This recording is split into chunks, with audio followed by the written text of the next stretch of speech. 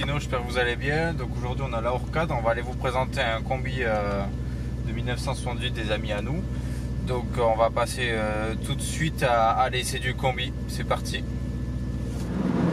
Donc voilà, on est à bord donc, du combi, on est sur une petite nationale à 80. Donc en sensation de conduite, pour vous donner en fait, on a l'impression d'être assis très haut avec le volant très plat comme vous pouvez le constater en fait. Les pédales elles sont directement au plancher. Vous voyez l'embrayage, le frein, l'accélérateur.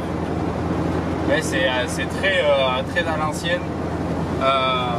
Les clignotants, la belle de phare, tout ce qui est essuie-glace. Après on a un compteur, en fait on a tout ce qui est indication de carburant, les voyants batterie, phare, etc. Les voyants d'alerte. Le compteur et jauge de température. Après tout ce qui va être volet de soufflerie, un poste radio. Les indicateurs de vitesse, donc on est sur une boîte 4 vitesses classique plus marche arrière, le frein à main est là et après vous avez une petite boîte à gants, quelques petites bricoles et donc on peut voir vraiment que c'est un pare-brise quasiment plein, donc là on est sur un 78 donc c'est quand même des grandes fenêtres. Après donc on a des ouvertures ici pour en fait faire rentrer l'air sans ouvrir forcément la grande pour avoir un petit filet d'air. Après vitre manuelle évidemment, on est sur un vieux modèle. Et franchement c'est pas désagréable à conduire, on est sur une bonne allure à 80 en quatrième. On se fait vite quand même à la boîte de vitesse, il y a un petit temps d'adaptation parce que bon voilà, il y a les vitesses, c'est une tringlerie, la boîte de vitesse est très loin au fond. Mais bon, on s'y fait au bout de quelques kilomètres, là-dessus il n'y a pas de souci. Après voilà, quand même, le moteur il est quand même beaucoup plus présent hein, que sur les voitures récentes. Le moteur est donc placé tout au fond, c'est un 4 cylindres à plat, un peu comme les Porsche. C'est le moteur de la coccinelle en fait. Donc là on est sur un 2 litres. Celui-là c'est quand même un gros moteur qui doit faire une consommation d'environ 10 litres au 100 je pense. Qui a une puissance on va dire très bien, c'est très suffisant. On n'a pas du tout l'impression qu'il pète. Tout à l'heure on a été en côte, on n'a pas peiné du tout, il suffit d'écraser un peu la pédale et ça monte très bien. Donc, vraiment sur le 2 litres, en tout cas sur le 2 litres, il n'y a vraiment pas de problème de puissance, on est au top. Et donc après niveau confort, franchement c'est super souple, c'est spongieux. Donc c'est pas du tout tape-cul, on peut voir là le siège il est vraiment tout mou, c'est des sièges un peu style écossais. Comme vous pouvez voir. Tout à l'heure après on va vous parler donc avec le patron du garage qui loue ses combis, qui les restaure, qui les revend aussi. Il y a une partie vente. Vous pouvez venir aussi avec votre combi pour le restaurer, il va vous expliquer ça dans la vidéo. On va lui laisser la parole pour parler un peu de tout l'habitacle.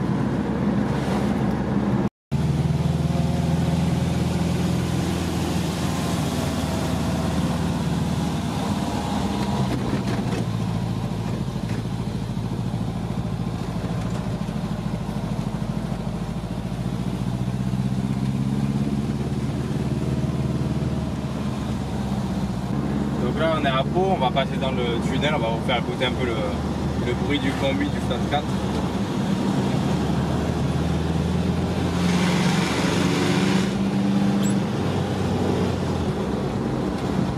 On voit un petit peu le son.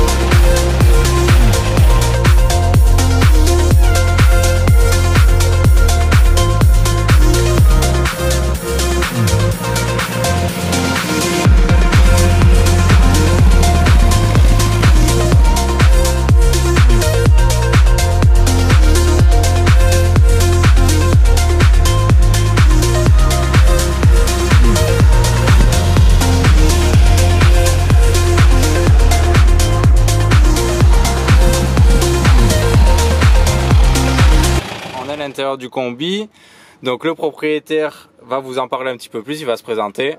Bonjour à tous, Arnaud, donc c'est moi qui gère la boutique ici, là-bas et partout. C'est de la location de combi Volkswagen vintage, donc des années 70 on va dire, grosso modo. On fait de la carrosserie à l'ancienne et on fait de l'import, achat-revente de combi, tout ce qui est véhicule de collection, voilà. Américaine, on fait des françaises aussi, un peu de tout. Donc ici on est dans un combi Westphalia de 1978, justement un import qui vient des États-Unis, de Californie. Celui-là, c'était une première main quand on l'a eu il y a 5-6 ans. Voilà, un combi dans son jus en 78 quand il est sorti des usines VV.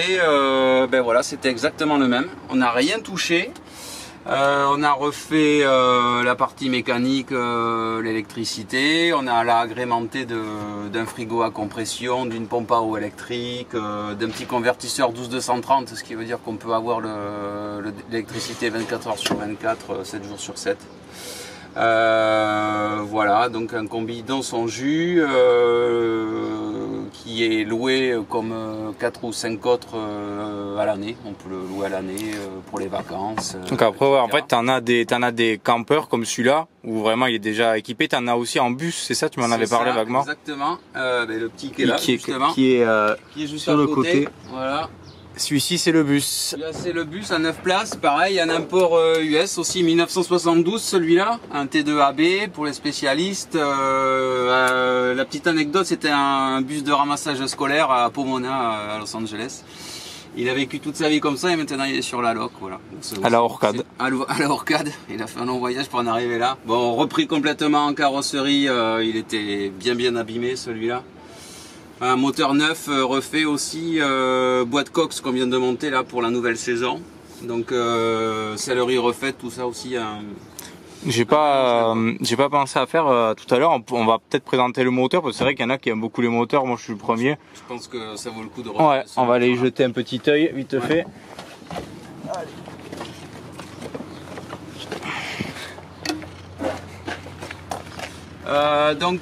Celui-là c'est un moteur type 4 2 litres injection d'origine, full origine, c'est à dire que pareil, celui-là bon, on l'a ouvert, on l'a refait complètement. Pour la loc, il n'y a pas le choix, on est obligé. Par contre, pareil en 78 quand il est sorti des usines VV, c'était exactement le même. Voilà, c'est l'injection d'origine aussi, ce qui est assez fou en 78. Ouais, c'était vraiment les premiers pas. C'était le début. D'ailleurs, en Europe, on n'avait pas le droit à ces moteurs-là. C'était vraiment que pour la Californie parce qu'il y avait déjà des règles anti-pollution en 78. Ouais, ben, j'ai vu sous le tableau de bord, sous le pare-soleil, il parlait de catalyseur. Ouais, il y a un pot catalytique. Il y avait une vanne EGR aussi. Voilà. Bon, on a fait un peu de ménage là-dedans, mais ouais, déjà, ouais, fou. Quand c'est arrivé en 90 en France, dans les années 70 en Californie déjà c'était obligatoire, sinon il n'y avait aucun véhicule qui rentrait chez eux. Et je veux poser la question, vu que c'était, moi j'ai connu le Spit, j'ai roulé dedans et il n'y avait pas le chauffage, donc celui-ci il a le chauffage devant. Ouais, alors ceux-là, les type 4 qui partent beaucoup aux États-Unis, c'est des moteurs qui sont beaucoup plus coupleux que les 1600 qu'on avait nous en Europe. Et le gros avantage, c'est que là, il y a un ventilo avec un chauffage, effectivement. Et là, celui-là, en plein hiver, on peut rouler avec le chauffage. Ça fonctionne et ça fonctionne bien même. S'il y a une petite ventilation qu'on n'avait pas sur les 1600. C'est pris sur la partie refroidissement? Ouais, c'est ça. Ça passe par des boîtes de chauffage par-dessous et en plus, un combi, ça fait quand même presque 5 mètres de long, donc c'est sûr que le temps que ça arrive, en plus refroidissement par air sur les petits 1600 l'hiver, ça chauffe vraiment jamais, donc on a vraiment jamais de chauffage dans les combis avec des 1600. Avec celui-là, l'hiver, on peut rouler sans aucun souci. C'est top. Ouais, mais c'est cool parce que tout le monde connaît pas ce moteur-là. On connaît celui à air, le classique à carbu. Ouais. Mais tu vois, je savais même pas qu'il y avait des injections sur. Si, ouais, injection.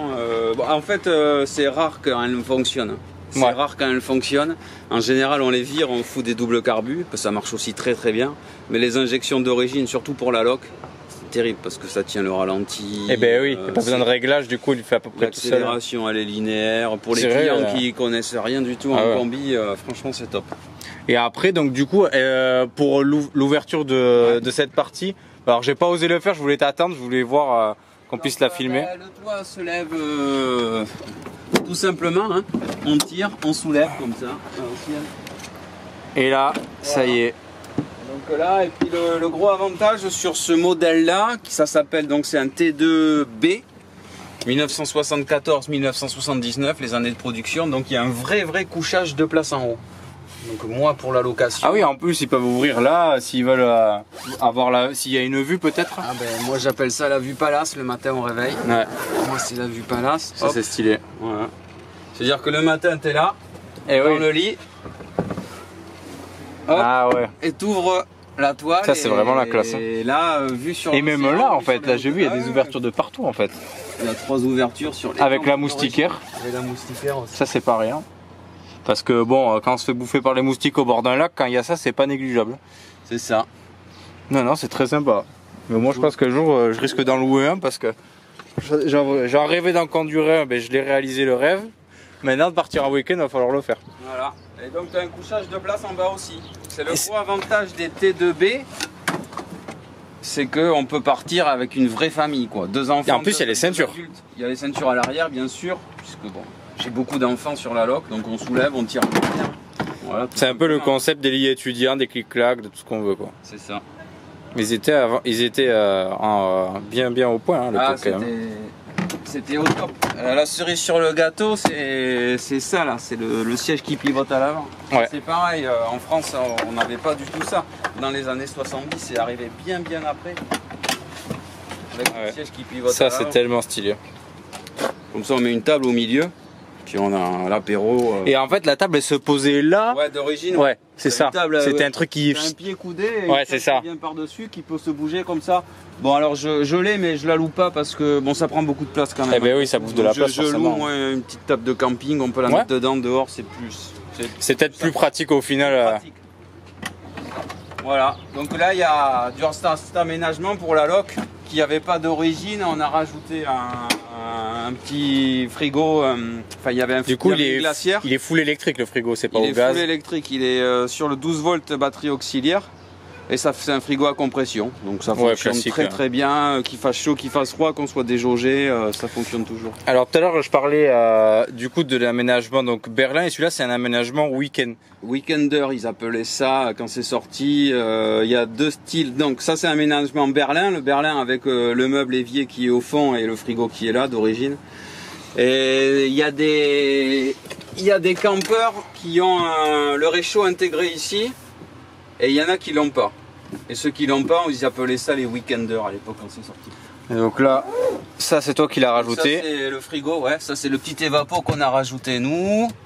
Et le petit compresseur qui est ici avec le thermostat qui est là. On démarre, on allume ici, on l'arrête ici. Et là on a rajouté aussi un convertisseur 12230.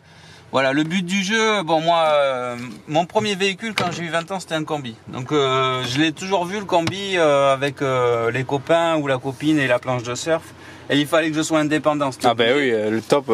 Donc le but du jeu c'était d'être indépendant, de partir 15 jours, 3 semaines sans voir personne s'il fallait. Donc d'entrée j'avais mis tout ce qui était frigo, pompe à eau électrique. Et t'as une autonomie de combien du coup à peu près pour le frigo? Ça dépend de l'utilisation. Moi testé perso, 48 heures sans rouler, le frigo au minimum, ça part. On redémarre le matin, de toute façon on est sur une batterie auxiliaire. Mais c'est pas celle du moteur. C'est pas celle du moteur. Il y a un coupleur séparateur entre les deux. Donc quoi qu'il arrive, on ne décharge pas la batterie moteur. Mais j'ai testé 48 heures sans rouler, j'ai pas mis la batterie auxiliaire en vrac. Ce qui est le top, c'est de rouler au moins 20-30 bornes tous les jours. Et donc elle peut se recharger aussi en roulant en fait la batterie. Elle se recharge uniquement avec l'alternateur uniquement en roulant celle-ci. Avec l'alternateur du moteur. Et puis pour ceux qui se posent la question, on peut monter sur des combis des panneaux solaires souples ou durs suivant ce qu'ils veulent en faire. Parce qu'il y en a qui ont des toits durs très hauts, j'ai vu certains. Et ceux-là ils montent souvent des panneaux solaires, j'ai vu. Ouais, mais tu peux même le monter sur ces toits-là, hein. On l'a déjà fait. Hein. Ah ouais. Mais ça se fait bien, il n'y a pas de... Non, pas de souci. Pas de souci. Bon, après, il faut avoir vraiment l'utilité. Je pense qu'il faut vraiment partir là dans l'idée de voyage. parce en partant même une semaine, 15 jours, enfin bon, moi j'ai jamais eu l'utilité quoi. Ouais. Non, on a monté sur des gens qui vivent en combi par contre. Ah oui. Des gens qui, c'est leur bureau de travail. Ah ouais, d'accord.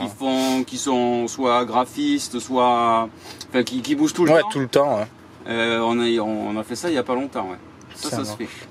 Bon bah en tout cas c'est gentil de nous l'avoir présenté. Puis de toute façon on va repasser dans le garage, on va refaire une vidéo sur la chaîne YouTube. On va présenter donc tout l'atelier, la partie restauration. Ça viendra dans une deuxième vidéo. Donc là où on vous expliquera un petit peu plus en détail ce qu'ils font pour la location. Pour ceux qui se posent la question, après un budget pour un week-end pour le louer, c'est combien pour celui-ci par exemple? 350 € du vendredi soir au dimanche soir. Assurance comprise, assistance comprise, forfait 500 km inclus. Sachant que 500 km en combi, déjà, faut les avaler. Donc 500 km, c'est plus que copieux.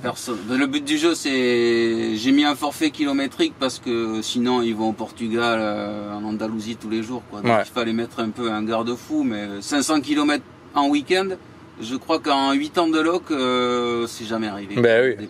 Mais même les camping-cars, hein. De toute façon c'est pareil. Hein. 90, t'es à fond. Et puis, de toute façon, même les gens stressés, ils montent au volant.